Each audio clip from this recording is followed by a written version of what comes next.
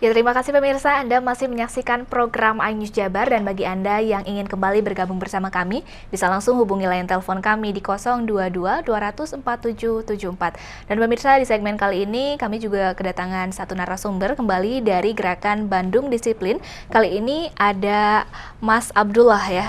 Mas Abdullah sebagai apa, mungkin bisa dijelaskan? Kebetulan saya sebagai kesekretariatan di Gerakan Bandung Disiplin, kebetulan dipercayakan sebagai hubungan masyarakat atau public relation ya.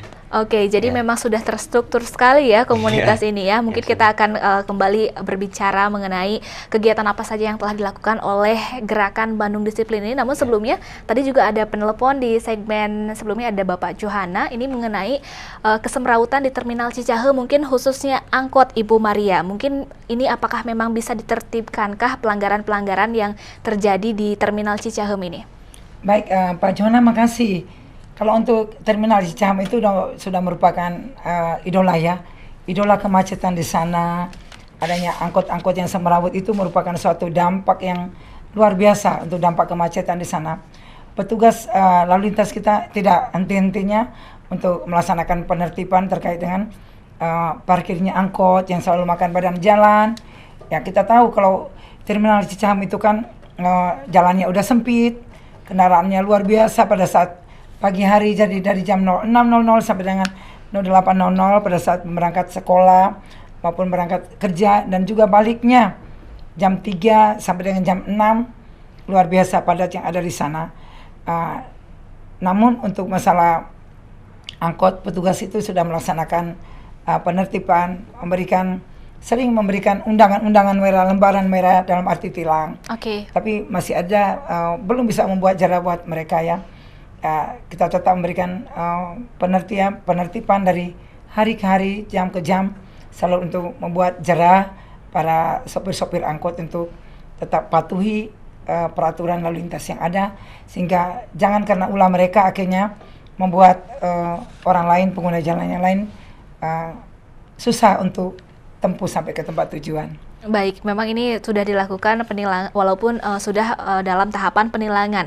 Dari kacamata ini komunitas sendiri, Mas Abdullah, yang Anda lihat, apakah kira-kira apa yang bisa membuat efek jera para pengguna angkot ini sehingga tidak melakukan pelanggaran tidak hanya di Terminal Cicahem, kalau kita lihat juga di beberapa titik juga di Kota Bandung ini kerap sekali melakukan pelanggaran. Baik, sebelumnya mungkin angkutan umum itu bukan, kita tidak bisa melihat dari kacamata pengendaranya juga, tapi juga dari penumpangnya itu sendiri. Yang pertama adalah ketika dia kenapa mengetem di situ, kita harus cari tahu dulu. Karena kan biasanya ya kita terkait dengan marketing ya istilahnya. Apa juga punya marketing sendiri. Intinya adalah ketika angkot itu mengetem di situ, berarti oh ternyata penumpangnya kebanyakan berhenti di situ dan membuat kemacetan juga.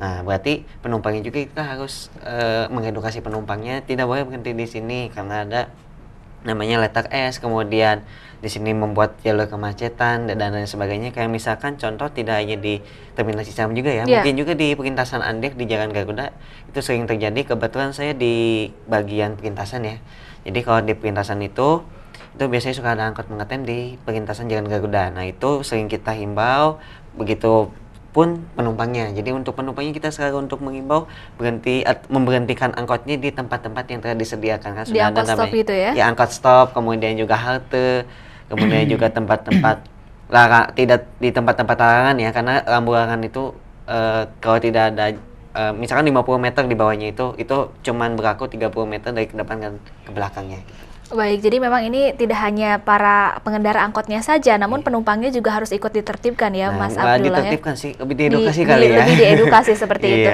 Baik, ini kembali lagi ke Operasi Simpatik 2017, selain tadi memang ini teguran yang lebih memberikan pendekatan kepada masyarakat, apakah ada program-program lain dalam bersamaan dengan Operasi Simpatik 2017 ini, Ibu Maria? Ya, Mbak Tres, terima kasih.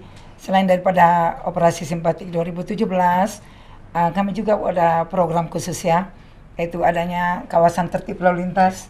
Ya, di situ untuk kawasan kita adalah mulai dari Merdeka Riau terus ke bawah, Merdeka Riau, Merdeka Aceh, batas sampai dengan Taman Vanda. Jadi titik-titik itu merupakan kawasan tertib lalu lintas. Nah di situ berarti kan ya jangan, kalau namanya juga kawasan tertib lalu lintas berarti jangan melanggar, harus taati semua. Jadi dari situ Nah, kita melihat sejauh mana sih warga masyarakat Kota Bandung untuk melintasi kawasan tertib lalu lintas itu, baik dari perlengkapan kendaraan bermotor, terus helm sudah dalam keadaan ikat, talinya diikat, terus angkot-angkot yang membawa penumpang baik anak sekolah ataupun penumpang-penumpang masyarakat melintasi kawasan itu, angkot pintu harus dalam keadaan tertutup. Pintu angkutnya ya, pintu yang di belakang itu ya Ibu Betul, Maria ya? pintu-pintu yang pintu naik harus dalam keadaan tertutup. Iya, terus harus benar-benar tertib, taat, benar-benar taat untuk melintasi kawasan tertib lalu lintas. Sejauh ini sosialisasi memang sudah dilakukan khususnya kepada para pengguna angkot, Ibu Maria? Sudah kita melaksanakan sosialisasi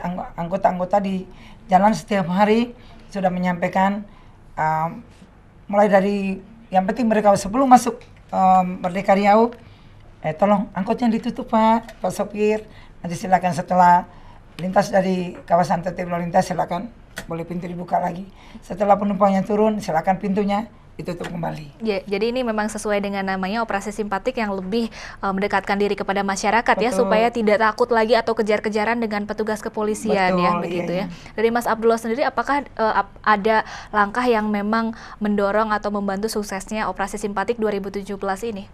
Baik, sebelumnya kami selalu melakukan namanya operasi simpatik, bahkan setiap hari ya namanya Operasi simpatik yang dilakukan oleh gerakan Bandung Disiplin ya? Karena kan kita terdiri dari komunitas-komunitas, ada komunitas dari netizen juga, kemudian warga masyarakat dan komunitas, bahkan komunitas angkutan umum atau transportasi publik, mohon maaf, seperti pencinta dambe, komunitas sedan sepuh, kemudian juga ada komunitas motor itu bergabung. Nah, itu sama-sama bergabung untuk untuk operasi simpatik tahun ini kami dilibatkan di kawasan tertib lalu lintas yang seperti Ibu Kompol Maria jelaskan, bahwa dari Taman Vanda sampai ke atas itu perempatan Jalan Merdeka Riau ya.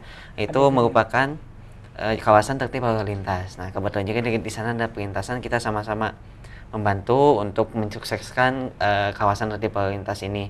Sebenarnya kawasan tertib lalu lintas ini juga tidak hanya di kawasan itu juga, namun di semua kawasan mau di manapun kita berada itu kita harus tertib lalu lintas, kuncinya itu, karena kita harus membiasakan yang benar gitu ya, bukan membiasakan yang sudah biasa. Misalkan saya sudah biasa menerobos pintu perlintasan, nah itu kan tidak benar juga, tidak Jadi dibenarkan. harus merubah kebiasaan yang memang salah ya, Nah Mas itu Abdullah. seperti itu. Jadi setiap hari intinya adalah kita harus selalu melakukan operasi simpatik atau edukasi pengendara, kemudian juga kita mengedukasi hal-hal lainnya, tidak hanya pengendara ya, mungkin juga kayak tadi di namanya pejalan kaki juga kita edukasi, pesepeda, kemudian penumpang angkutan umum kita edukasi semuanya, karena ini merupakan satu gabungan dari lalu lintas namanya. Baik Mas Abdullah, kita akan melanjutkan perbincangan ini di segmen selanjutnya karena kita harus kembali break terlebih dahulu. Ya pemirsa, jangan kemana-mana karena News Jabar akan kembali setelah jeda berikut ini.